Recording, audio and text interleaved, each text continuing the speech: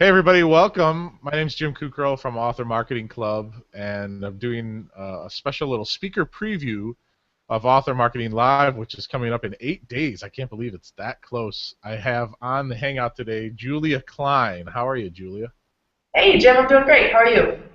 I'm doing great. Julia Kline is going to be speaking in a short session at Author Marketing Live coming up on September 8th. So I wanted to have her on and talk about what she's going to be talking about and just kind of in general the whole thing. So Julia, break it down for us. Tell us about your whole kind of brand, which is sleaze free selling, because it's just Yeah. Yeah, well, everybody always asks me, of course, well, what is sleazy selling? And my definition of sleazy selling is any time that you are trying to get somebody to buy something that they don't want. That's kind of what it really boils down to. and it's something that I've struggled with in a perception of a marketer for years, right? I've been doing internet marketing, building online businesses, doing all these things for 18 years. And despite the fact that I've never used a salesy, gimmicky guru sales tactic, like some of the stuff you see online, I still, by proxy, get lumped into those people who try to sell these get-rich-quick products and these sleazy type sales tactics. And people will go, Jim, oh, you're just a marketer who does that kind of stuff. And I've never done that. And it just proved positive to show you how much people don't really like marketing, right? Yeah.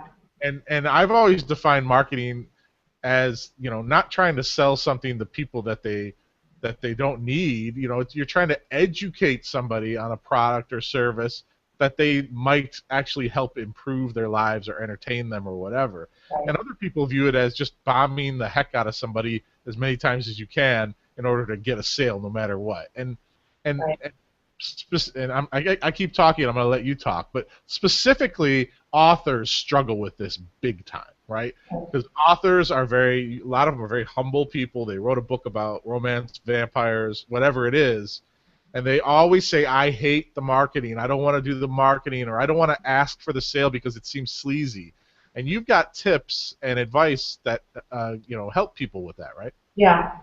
Yeah, and fundamentally, the what I'm going to be talking about at Author Marketing Live is this idea that really gets to the crux of why it is so difficult for authors and any kind of artist or creator to sell their products and services.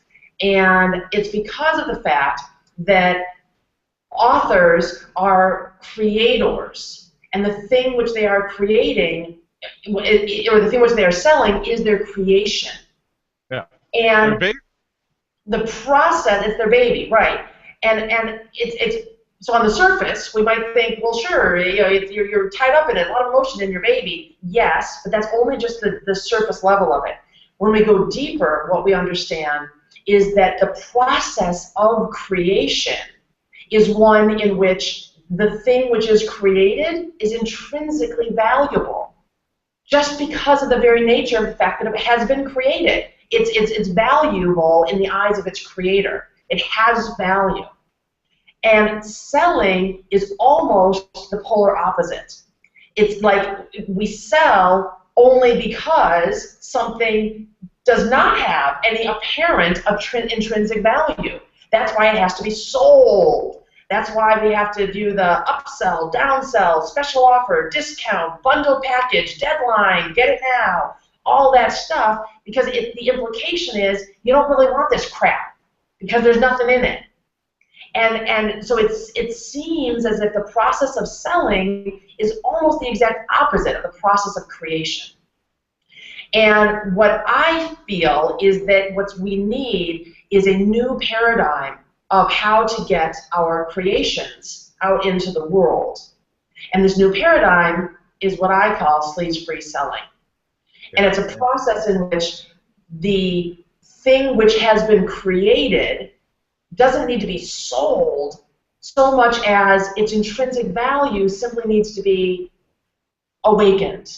We need to shine a light on the intrinsic value.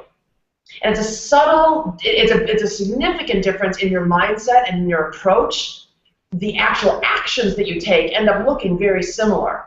But because you've made that shift, it feels incredibly different, both to you and to the people that you end up selling your books to.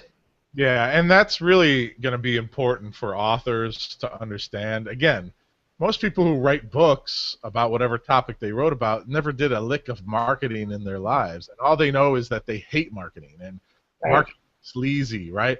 So Right? you're talking about this like fundamental switch in a person's brain to stop looking at it from that sleazy perspective and start looking at it as just, I always say this. I say if you create really great content, whether it's fiction or nonfiction or any type of product or service, you know, you want to just put that out into the world to people.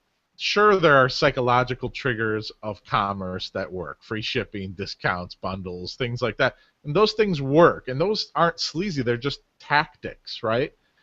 Define the sleazy part. I mean, the sleazy part to me is when you're trying to deceive somebody or you're trying to sell them something that's not good or misrepresent something. Wouldn't you agree?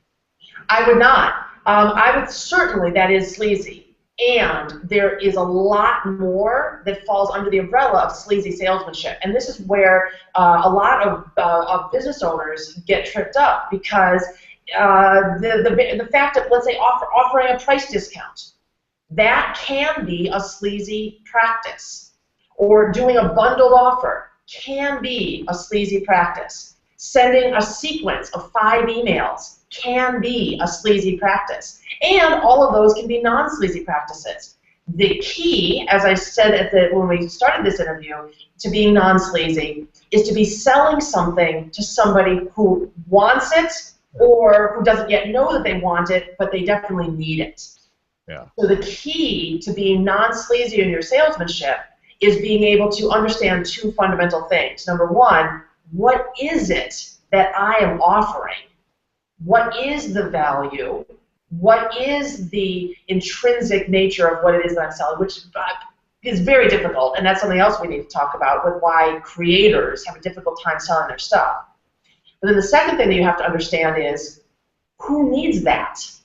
And because the truth is, I met somebody sometime. She was selling, I don't know, some sort of a network marketing opportunity of some kind. And she said, I'm so on fire. I so believe in this company. I know that everybody needs to hear about this. And I called her out on the carpet and I said, no, they don't.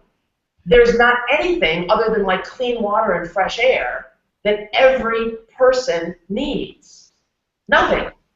So the secret is to understand what it is that you offer and then be able to distill or filter out who is it that needs that.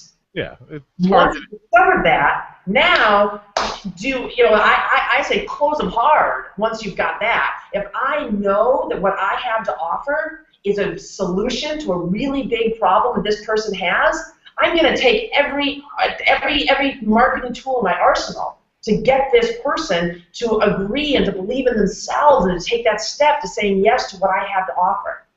What do you say to an author who I kind of described in the beginning, who says, I don't want to do any marketing because I think that it's just I hate marketers, and they think every type of marketing is sleazy, like from just asking somebody if they want to read a copy of their book, they think that's sleazy. What do you say to somebody like that? What I say to somebody like that is they are a pure artist. And pure artists die broke. And it's okay, no judgment. Right. You know, some of the greatest artists that we today recognize were penniless in their lifetime. It did not diminish the value of what they created. But they need to have that realistic side to that. If you are unwilling to offer your products and services into the world in a way that has some, I won't say aggressiveness, but if you're not willing to put some effort and some into getting your products and services out into the world, you ain't gonna sell any. Which means number one, you're gonna die broke, and number two, the world is gonna be denied of your art, assuming that you have created art. Yeah, that's a great point.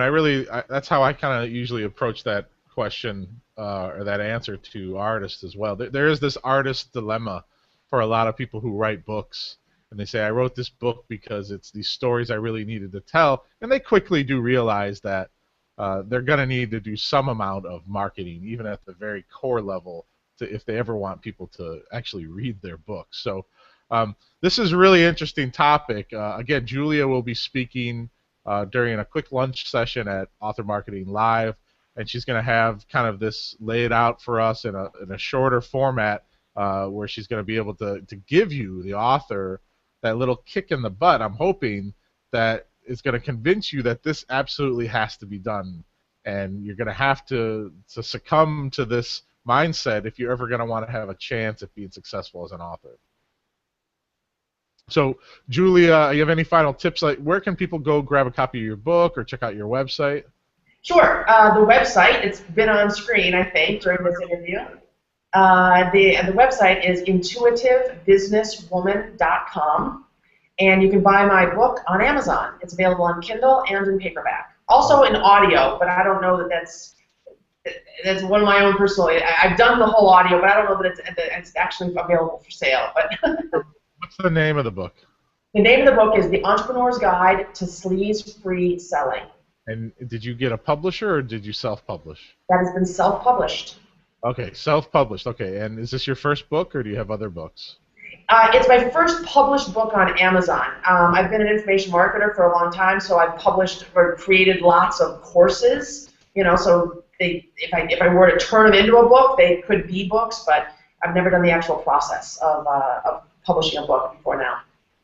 All right. Well, there's going to be some great information here at the show coming up. So, look, if you're an author and you're thinking about coming out to Cleveland, I got a couple seats left at this point. Probably by the time you're watching this, they're probably going to be gone.